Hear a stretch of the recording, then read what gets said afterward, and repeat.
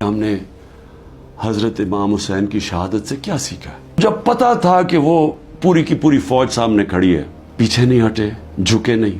پتا ہوتے ہوئے ایک انسان کو کہ ہم جیت نہیں سکتے، یعنی میری موت ہے، میں یہ جو اب کھڑا ہوں اسٹینڈ کے اوپر تو میں زندہ نہیں رہوں گا. اس کے باوجود وہ عشق کتنا ہوتا ہے اوپر والے کے ساتھ کہ وہ کہتا ہے کہ میں یہ کوئی نہ سمجھے کہ میں خوف کے بت کی وجہ سے کسی کے سامنے جھک گیا ہوں. جو انہوں نے بیج بو دیے کہ ہمیشہ مسلمان دنیا میں ظلم کے سامنے جب لوگ کھڑے ہوتے ہیں تو ان کو یاد آتا ہے وہ اس قربانی کا. یہ بھی یاد رکھیں کہ یزید نے کیسے، کیونکہ کوفہ کے لوگ وہ اتنے ڈر گئے تھے یزید کے ظلم سے کہ وہ نکلے نہیں.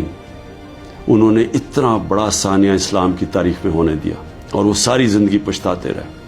تو آج میرے پاکستانیوں یہ یاد رکھیں، یہ جو ظلم کیا جا رہا ہے، آپ کے اوپر خوف ڈالا جا رہا ہے، جس وقت آپ نے یہ فیصلہ کیا کہ ہم رائے حق کے اوپر کھڑے ہیں، ہم ظلم کے سامنے نہیں جھکتے، ہم اپنی آزادی لے لیں گے، یہ جو مرضی کر لیں، میں کھڑا ہوں. یہ ان کے حربوں کی وجہ سے، ان کے ظلم کی وجہ سے میں کسی صورت ان کے سامنے جھکوں گا نہیں.